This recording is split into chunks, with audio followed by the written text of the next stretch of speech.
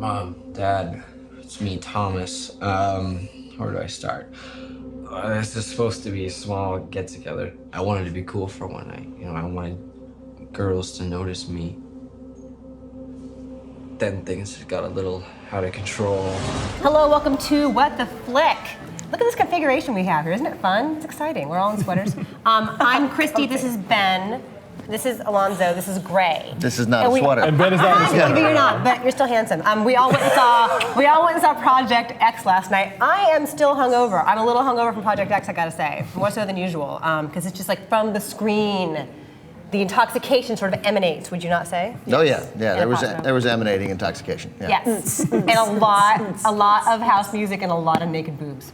A lot of Yes. Woo! Yeah. Please describe what it's about. Yes, this is a very R-rated comedy about high school nerds who put on a party, and everybody shows up like everybody shows up. So basically, if you were a homeowner, this is a horror movie, and if you're a teenager, this is a woo! So check it out. Tonight's about the girls we never had a shot at. Tonight's about changing the game.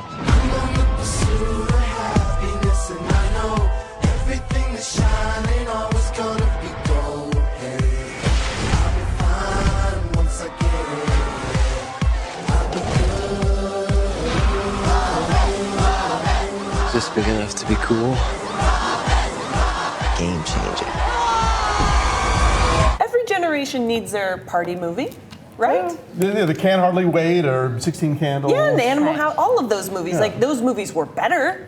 Yes. They were better than this, but this was fun. This is like if Superbad were shot with the Cloverfield aesthetic, right? But it's not nearly as funny as Superbad and not nearly as thrilling as Cloverfield. And it just becomes numbing and repetitive and like after less than an hour, it runs out of steam. It's and really, I'm like, where are we going and it from runs here? out of steam, which is, and it's short. It's 88 minutes. Yeah. It's true. Right. It's just because our aged retinas aren't meant to take it in. Well, it does. I mean, the first half of the movie is like getting the party happening, and the second half of the movie is, oh my God, how is this going to end? Like, when do the cops show up? When does the artillery get brought up? Because there's no way to get all these people to leave. You know, I did laugh pretty consistently throughout. I got to say. I mean, I was entertained. I had fun with it.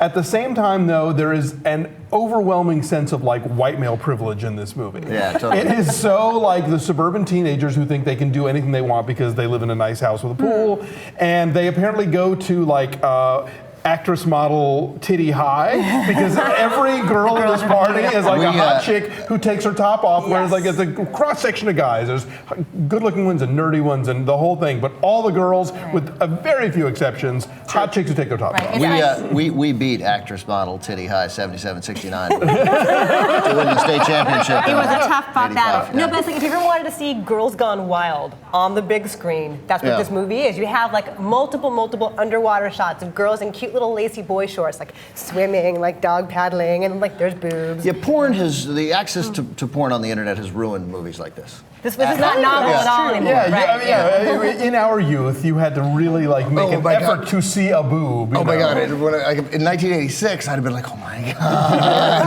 But that's a good point, you know, because my list this week is best party movies or movie parties, whatever, and 3 of them on my list are from 1984. Right, one is 16 Candles, one is Bachelor Party, and one's Revenge of the Nerds. Yeah, all good right. ones, And in that time, those seemed kind of novel and naughty and fun. But now you're right, like nearly 30 years later, it's like, so I didn't think in that sense that it was that debaucherous. I mean, you described it as very R-rated, and I guess because there's so many boobs underwater, and because they're teens, and because they're they're teens. But like, there's actually no one having sex. There's no one doing hard. No one's bottomless. No one's bottomless. No one's doing hard drugs. They There's do no acts.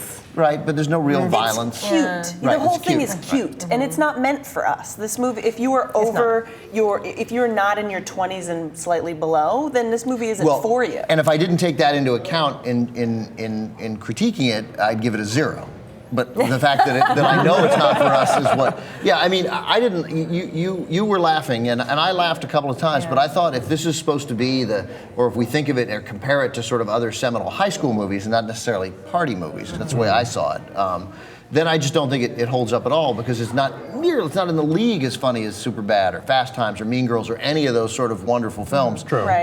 It's not written as well. Right, it's not written as well, and I thought there were so many moments where it was. There were some funny moments, especially the security guys. I thought basically were funny. The first arrival of the cops is funny, but there were lines consistently given that were like said as if they were funny, but they're just not funny. They were like George Bush telling Letterman used to do jokes that aren't actually jokes, and then I think that's supposed to be funny, but it just is. Doesn't this follow the trend of movies right now, though? It's like you have found footage stuff, which we don't need any more of. Please, no. But it's not written well. It's not written with any kind of sophistication. But there is a midget in an oven. So I mean, but you know what? Now, It's actually not that funny. It's not here's that what I'm gonna. mean. But now I'm gonna be now let me be a bit of a dick then. Right. Now Here's you're the gonna thing. be a dick? Now I'm gonna be a dick. Okay. Today I'm gonna be a dick. One time only. That's right. But I was already late. I've already been a dick today. Let's just continue. Right.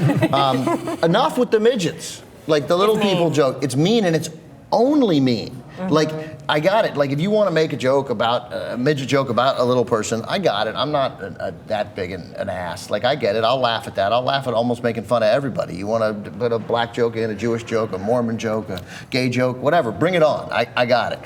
But there's got to be some other substance to the characters. Like, they made a lot of fat jokes about that kid in there, but that kid had depth and character, and we knew him. This was just midget, mock him.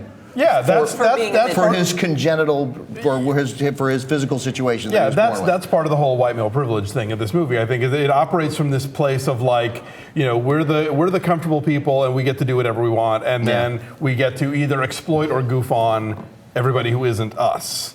Can I get I think they get pretty for a goofed second? on. What? I didn't mean. I'll just say I think they get pretty goofed on. They don't remain unscathed That's in the true. movie. No, Yeah, I don't. but they bring it on themselves. Sure, of course. And they're popular and cool for having done it. Yes. That's part of it. I'm going to get momish for a second Yeah. here, if I may.